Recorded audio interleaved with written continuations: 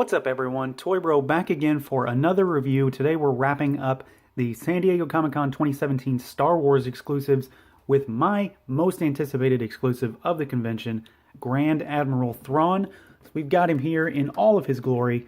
We've got this amazing gatefold box with the translucent blue slipcover that has Thrawn's Chimera logo on it. You can see the man himself in the middle of the box. His name is up and down the side, and it's all done in kind of a varying shades of black and then different matte finishes. The sides are his trademark blue color. We've got the slipcover on the back side, obviously, and then on the back it has his Star Destroyer pattern from the bottom up on the back. You can also see the Chimera logo in there, as well as a write-up of Thrawn. So let's open this up and take a look at the guts of this package. All right, so here is the inner workings of this box, and it's meant to resemble Thrawn's office from Rebels. So you can see it's kind of a gatefold style box, and then on the inside we've got all of the accoutrement that he comes with. So we've got all the accessories. We've got Thrawn himself down there in the middle, and I think it's just a great presentation. They really did a wonderful job kind of bringing this to life, and I am overall very happy with this packaging. It almost pains me to want to take him out, but that's what we do here, so we're going to pull this guy out and take a closer look. All right, so here he is. I have removed him from his plastic shackles, and he is freed up from this box. And I gotta say, it was a sad moment when I cut those straps, but we gotta pull him out. I have to take a look at him because this figure is one that I have wanted for quite a while. Thrawn is a character that I have been a humongous fan of since I was a kid, since Timothy Zahn kind of restarted Star Wars for me with his amazing books. So it was fitting that we finally got him in canon, and we get him in a 6-inch toy, because we have a few other Thrawns there. There are 3 other 3 3/4-inch figures I can think of. One that we got most recently in the Rogue One wave of figures. But this is the first 6-inch figure, obviously, and he is modeled after his appearance in Rebels, but of course, as they did with Ahsoka and with Kanan, he is more realistic, more humanoid looking rather than a cartoony look, and I'm absolutely fine with that, because I think all things considered, they did an amazing job with this guy. He's blown me away. I think it's a damn good action figure we've got here. So let's take a look at articulation first, because that's the easy stuff. He's pretty basic, as you might expect. So the head can swivel. It hinges, goes up pretty far, not much down. Arms can go all the way out, and they can swivel all the way around. We have got a single joint at the elbow, and we've got hinged, rotating wrists. They are side-to-side hinges. He has a waist twist. Legs can go out, almost splits. Pretty high kick forward. Pretty far kick back. There's a thigh cut, double joint at the knee, nothing at the boot, and then there is a hinge and a forward-facing pin for a rocker on those ankles. So you pretty much get what you think you're going to get out of a Black Series figure with Thrawn here. Now, as far as the sculpt goes, my first expectation of this figure was that, oh, he's just going to be a reuse of Krennic. And that's not a bad assumption, but that's really not the case here. There are actually quite a few differences. So I'm going to bring my Krennic figure in just to show that these toys are very different, actually. He obviously doesn't have the cape on, because that doesn't play a role here. So a lot of things are similar just in the general look, because they are in Imperial officer dress uniforms, but there is a lot that's different. So Thrawn obviously has his shoulder pads. They've got the different insignias on their chest. They have the different markers on the sides of their chest. The belts are different. You can see Krennic has the canisters on the back. Thrawn does not. The pants are an entirely different sculpt. Krennic's are more billowing, I guess is the best way to say it. The kind of the sides that puff out and kind of poof out a bit, they are more pronounced than on Thrawn's. And then the boots are different as well. It might be hard to see. Obviously, there's a different finish on them, but the sculpt is actually not the same when it gets into the wrinkles on those boots. So they're not the same figure, and that's really what I was expecting. Thrawn also has these fast forward and rewind buttons on his throat there. Krennic does not. just something to point out. I mean, I think it's a great sculpt, and I think they did a really good job with this figure, but they kind of exceeded my expectations because they could have just reused a bunch of these parts, and most people would have probably been fine with that. You know, we think of Hasbro in terms of Marvel Legends, they absolutely would have reused parts, but Black Series doesn't really do that. So I'm thankful that they didn't try to do that with this figure. So they look good next to each other, but they aren't the same figure, which is a good bonus for me. Now, as far as paint goes, there's a decent bit, but it's not tons. I mean, most of it's going to be on the little accents to his uniform. So the gold on the shoulder pads, the blue and the silver, the blue and yellow, and the red silver on the belt. Not a whole lot, just not a lot, but there's where it is applied relatively well. And then of course you've got the face paint. So there is a little shading on the sculpt of the face. He has those eyebrows very clean, his red eyes, which are also very clean, and he does have black pupils in the center there, which are very forward facing, very straight.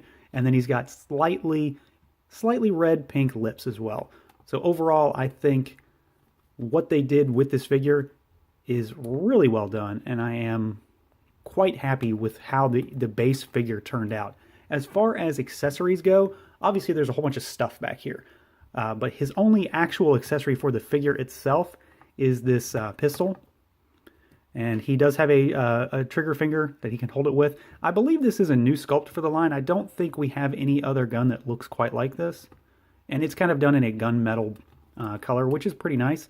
And overall, I don't think I'm ever gonna, have him hold on to it. He's probably going to stand, pretty much like you've seen him the entire time. But I do love the fact that we have a holster and it fits in there very snug. It's never coming out of there unless you turn him upside down. So overall, I am 100% pleased with this action figure. Very happy with it.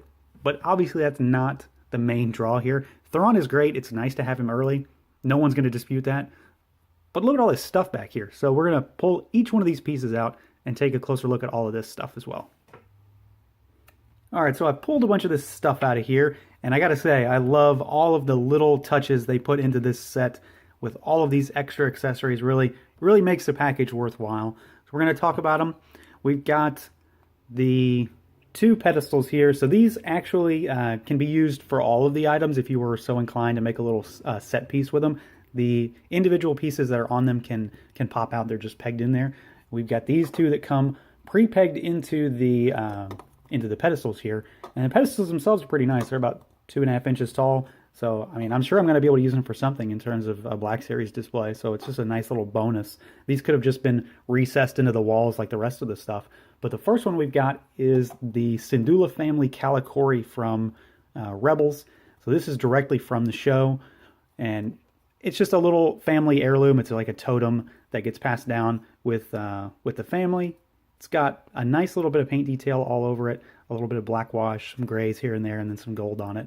It's the least visually striking to me, but it is a nice touch. It's a nice nod to the show. So, can't go wrong there.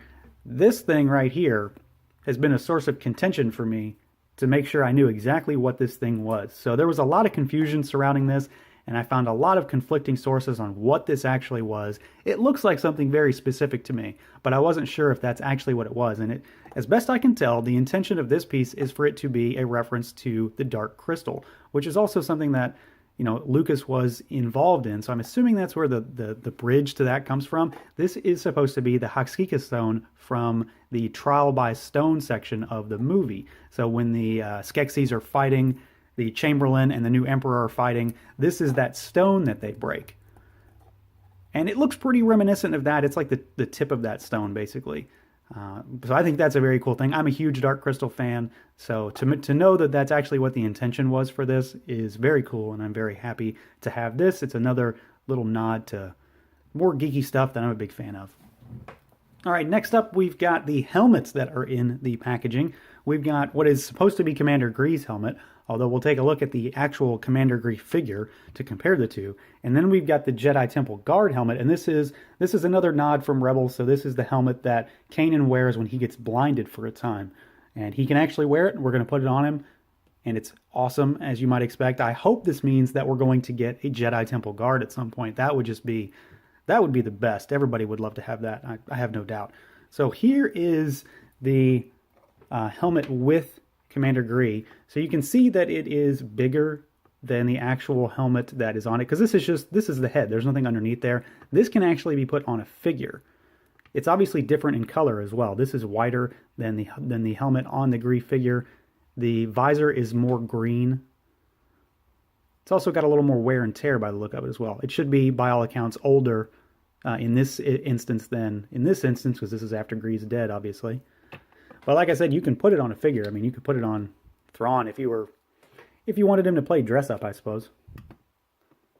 But that's a very cool accessory. You can't go wrong there. And then the Jedi Temple Guard mask itself is awesome. It's got great sculpted detail on it, and it's got that metallic gold paint, which is just exceptional. And then as for Kanan, it's a tight fit, but you can just, put it right on his head, and he is ready to go.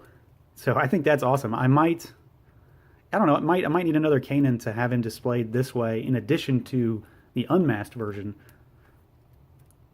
You gotta admit that's a cool look for him. And then the last two small accessories, because there is one big one still, are the Holy Grail from Indiana Jones and the Last Crusade. So this is a direct nod to the show as well, because this is in Thrawn's office. So it's just a little chalice, gold, with a little kind of dark wash on it to make it look old and worn. And then we have a lightsaber hilt that, as best I can tell and from what I've seen in terms of just, fan communities talking about it, this is just a generic lightsaber hilt. It is not in relation to any Jedi, and it's not one that has ever really been used before. So it's just kind of a generic lightsaber that any Jedi could have used that Thrawn just happened to get a hold of. The final accessory that he comes with is this huge centerpiece statue. So this sits in the top section of the box. It has these two lizards. They sit on this kind of stand, for lack of a better term, and it has a ball in the center. So what are these? For anybody in the know, and I'm sure it's a Star Wars thing, plenty of people know this, Thrawn comes from the original expanded universe before the canon was reestablished, and he had these lizards called Ysalamiri. They are represented here in this statue. What they did was they negated force power, so he would have one that would sit on his shoulders, and it would help him fight off against Jedi force wielders, and the ball in the center is supposed to be their home world. So that's the reference here. I think it's a great nod to the older stories because I'm a humongous fan of those original books. It's just cool. That's all it comes down to. Everything in this set is cool, and this just kind of tops it all off, and what more could you really ask for? So I'm going to go out on a limb here, and I'm going to say that this is by far the best Black Series exclusive we have ever gotten from Hasbro. It just tops everything for me. It's better than the Boba Fett. It's better than Jabba.